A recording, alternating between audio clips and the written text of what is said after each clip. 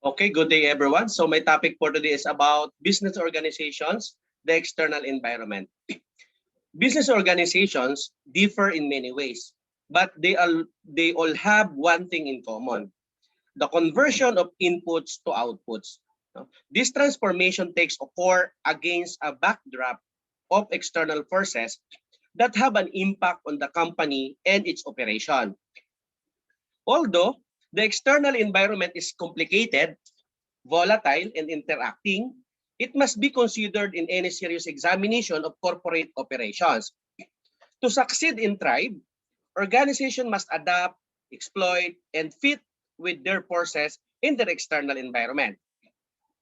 Organizations are groups of people deliberately formed together to serve a purpose through structured and coordinated goals and plans. As such, organizations operate in different external environments and are organized and structured internally to meet both external and internal demands and opportunities. Different types of organizations include not-for-profit, for-profit, public, private, government, voluntary, family-owned and operated, and publicly traded on a stock exchange. Organizations are commonly referred to as companies, firms, corporations, institutions, agencies, associations, groups, consortiums, and conglomerates. Well, the type, size, scope, location, purpose, and mission of an organization all help determine the external environment in which it operates. It still must meet the requirements and contingencies of that environment to survive and prosper. This discussion or this lesson assigned to me is primarily concerned with how organizations fit with their external environment and how organizations are structured to meet challenges and opportunities of these environments. Major takeaways for readers of this chapter include the following: be able to identify elements in any organization's external and internal environment that may interest or affect you as an employee, shareholder, family member, or observer. Gain insights into how to develop strategies and tactics that would help you or organizations navigate ways to cope with or try to dominate or appeal to elements like market segments, stakeholders, political, social, economic, technological issues in the environment. The big picture of an organization's external environment, also referred to as the general environment, is an inclusive concept that involves all outside factors and influences that impact the operations of a business that an organization must respond or react to in order to maintain its flow of operations.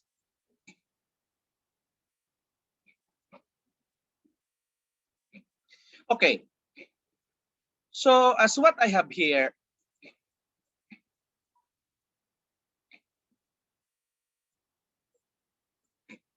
the intended learning outcomes of this lesson, the student is expected to indicate the basic features of business activity, portray the business organization as a system interacting with each environment, demonstrate the range and complexity of the external influences on business activity, and identify the central themes inherent in the study of business environment. Now, the business organization as a transformation system. Despite the fact that commercial activity is a fundamental and universal characteristic of human existence, the term business is difficult to define precisely. Dictionary definitions typically characterize it as being concerned with buying and selling, trade and commerce, or profit-making organizations. And all of these plainly fall within the accepted definition of business. However, such a narrow perspective would include a large portion of the work of the government and its agencies, as well as the activities of non-profit making organization, a viewpoint that would be difficult to maintain in an environment where business methods, skills, attitudes, and objectives are increasingly adopted by these organizations. The broader perspective of business in its activities is embraced here, and it is the focus of a business environment analysis. A model of business activity. Even a casual examination of a business sector exposes the enormous diversity of organizations engaged, ranging from the small local supplier of a single good or service to the multi-billion-dollar international or multinational conglomerate producing and selling on a worldwide scale. Given this wide range of organization, most observers of the business scene distinguish between them based on their size, type of product, and or market, financing sources, scope of activities, legal status, and so on. So while such distinctions are both valid and useful, they might obscure the fact that all businesses are ultimately engaged in the same basic activity, the translation of inputs or the resources into outputs or the goods or services. This figure, figure 1.1 shows how this procedure works. In essence, all firms acquire resources such as labor, space, technology, cash, and materials, and transform them into the commodities or services that their consumers require. While the type, amount, and combination of resources will vary depending on the needs of each organization and may change over time. The simple process described here is common to all types of business organizations and serves as a useful starting point for investigating business activity and the environment in which it occurs. The requirement here is simply to recognize the company as a transformation system and to recognize that by generating and selling output, most organizations aim to make enough more money to maintain and replenish their resources, allowing them to produce more output, which in turn produce more inputs. So in other words, inputs assist in the creation of output, while output generates inputs. Furthermore, the product of one organization can be used as an input by another, such as when a company produces capital equipment, basic materials, information, or ideas. This interrelationship between business organization is just one example of the complex and integrated nature of business activity. And it helps to emphasize the fact that the fortunes of any single business organizations are inextricably linked to those of others. A point clearly illustrated in many of the examples cited in this textbook actually. Now, the firm in its environment. One of the advantages of this approach is that it emphasizes that organizations are entities made up of interconnected elements that are intangible, or intangible with the outside world, what systems calls the external environment. This environment includes a wide range of factors. As what I mentioned earlier, of course, economic, demographic, social, political, legal, technological, and so on, that influence business activity in a variety of ways and can have an impact not only on the transformation process, but also on a resource acquisition and output creation and consumption. In this figure, figure 1.2 depicts this concept of the enterprise in each environment. The environmental influences on the firm's marketing. When looking at the business climate, it's helpful to distinguish between external elements that have a more immediate impact on a company's day-to-day operation and those that have a more broad impact. The distinction is seen in this figure, suppliers, the competitors, the labor, the labor markets, the financial institutions, and customers, of course, are all part of the most business immediate or operational environment. which may also include trading organizations, trade unions, and possibly a parent business. The general or contextual environment, on the other hand, includes macro-environmental factors like economic, political, sociocultural, technological, and legal influences on business that affect a wide range of business and can come from both local and national sources, as well as international and supranational developments. Now, an analysis like this can be beneficial in at least two ways. No? First, it emphasizes the impact of external influences on specific company activities, emphasizing the relevance of the interface between the internal and external surroundings. Second, no, by highlighting these interfaces, it emphasizes the fact that while corporate organizations may frequently exert some control over the internal operations and procedures, controlling the external environment in which they operate is often difficult, if not possible. The general or contextual environment.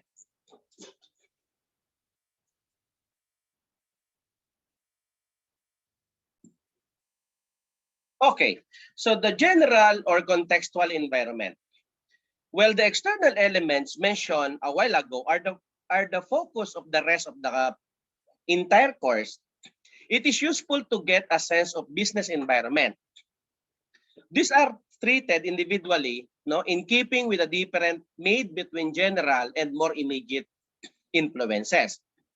We look at what's known as the fiscal factors, no, the political, economic, sociocultural, technical, legal, and ethical effects in this section. So as part of the strategic management process, a PESTEL, no, or PEST analysis can be performed to analyze a firm's existing and future environment.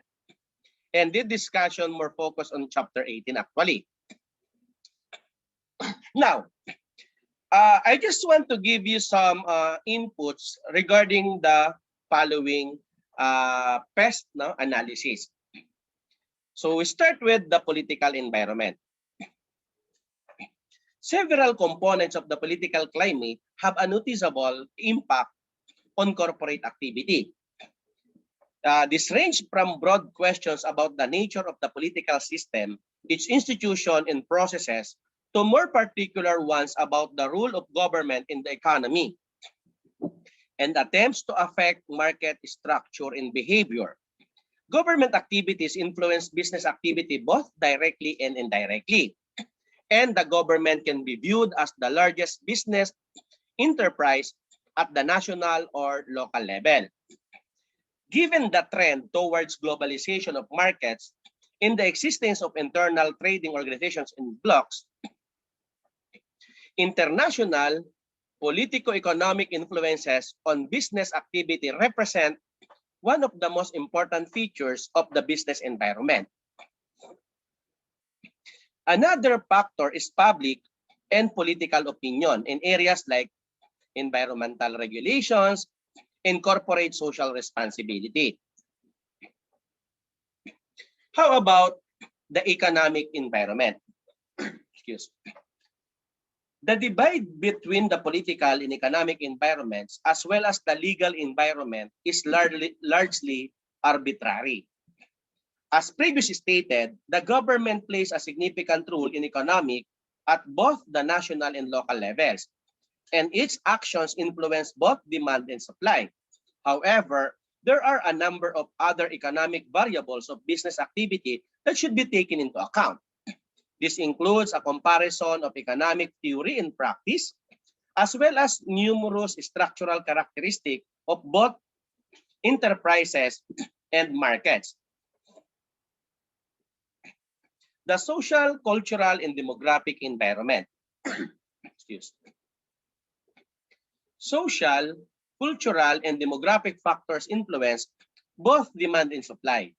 So for example, cultural considerations may influence the kind of items produced or sold, as well as the markets in which they are marketed, the price at which they are sold, and a variety of other aspects. people are critical organizational resource as well as critical component of the products and services market. So as the result, sociocultural influences and trends as well as demographic changes have a significant impact on the corporate operations. The technological environment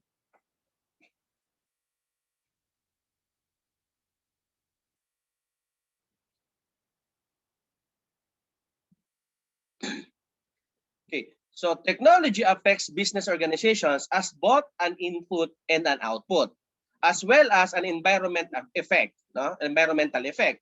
Because technology and innovation investment is frequently considered as a crucial to a company's success, and it has been used to explain disparities in relative competitiveness between countries. In the marketplace, or in the marketplaces, for economic resources, it has also been responsible, no, for considerable changes in the internal organizations of enterprises. Now, the legal environment.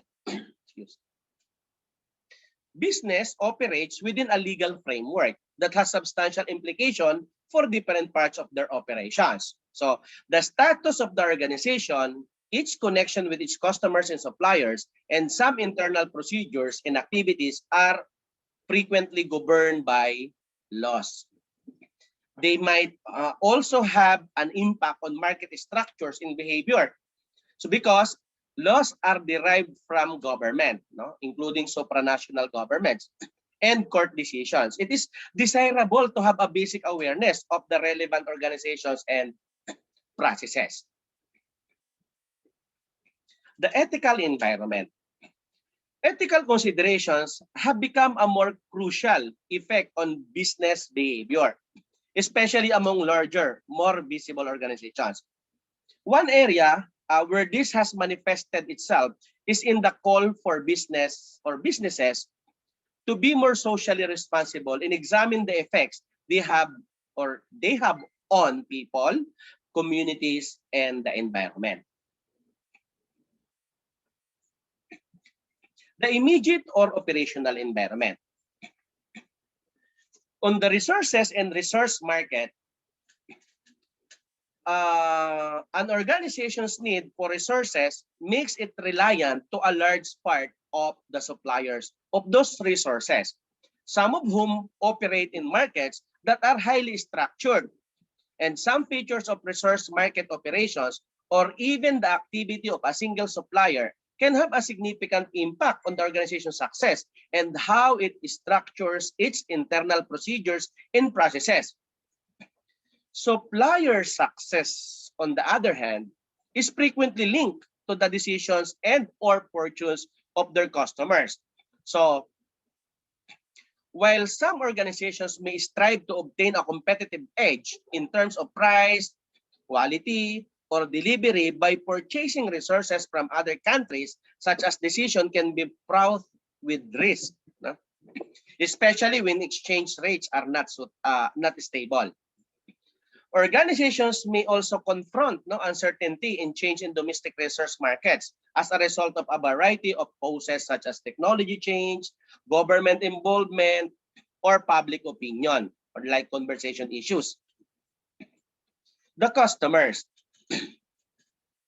Customers are critical to all businesses, of course, and the ability to identify and address customer requirements is regarded as one of the cornerstones to a company's survival and prosperity. A point not lost on politicians who are increasingly employing commercial strategies to gain public support.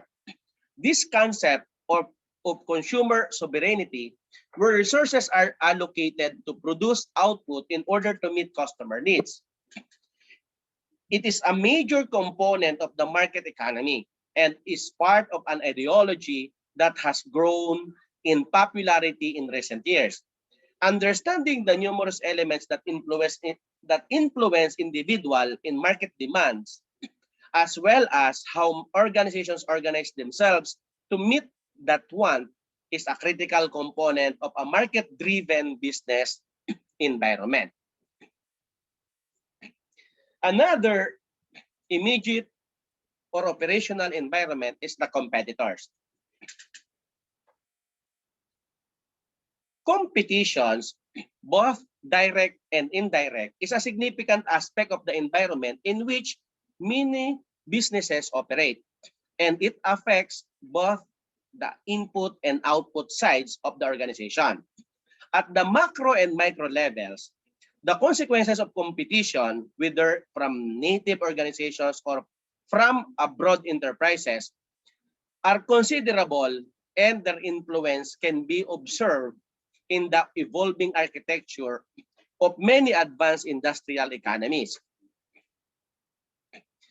So, students of business should be concerned about how enterprises respond to those competitive problems and how governments react to anti-competitive actions. Now, analyzing the business environment. Excuse me. There are several approaches to material organizations in a subject as broad as the corporate environment. And one obvious option is to look at the many elements as what we discussed earlier, dedicating to each of the environmental effects and discussing their impacts on business. So, while this solution has many advantages, not least of which is its simplicity, the approach taken is based on categorization key aspect of the business world, such as context, firms in their markets, and issues of importance to entrepreneur and society at large. Excuse. Central themes, interaction with the environment. The business organizations, when viewed as an open system, is always in contact with its surroundings. Changes in the environment can lead to changes in inputs. So the transformation process and outputs, which can lead to more changes in the environment of the organization. So internal and exterior surroundings should be viewed as interconnected and interdependent rather than as distinct entities. No? Interaction between environmental variables. The many external forces on business organizations are frequently interconnected, in addition to the interaction between the internal and exterior surroundings. Interest rate changes, for example, might affect consumer confidence, which can have a significant impact on economic activity. So, attempts by the government to affect the amount of demand in the future could exacerbate the situation, producing changes in general economic conditions and greater issues for business. The combined effect of these factors could result in tumultuous atmosphere, leading to uncertainty in the minds of managers. So failure to respond to the problems or opportunities posed by such development may result in the organization's destruction, or at the very least, a major drop in its prospective performance. The complexity of the environment. The aforementioned environmental issues are just a few of the many elements that all businesses must contend with. External factors are nearly unlimited in number and variety, and no study could possibly take them all into account. Instead of attempting to analyze all possible scenarios, business students and managers must recognize the complexity of the external world and give greater attention to those variables that appear to the most pertinent and pressing for the organization issues. The environmental volatility and change. The trend for environmental change significantly complicates the external environment of the organizations. The volatility may be more prominent in certain areas. So for example, in technology.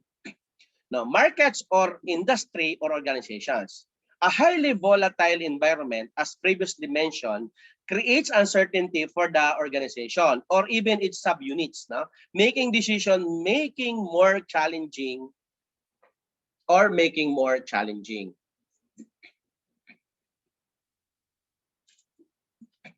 The environmental uniqueness. The idea that each organization operates in a distinct environment that will affect it in a unique way is implicit in the previous observations. So while generalizations regarding the impact of the external environment on a company are conceivable, it is vital to acknowledge the existence of this uniqueness and, where applicable, to account for deviations to the general rule. Different spatial levels of analysis.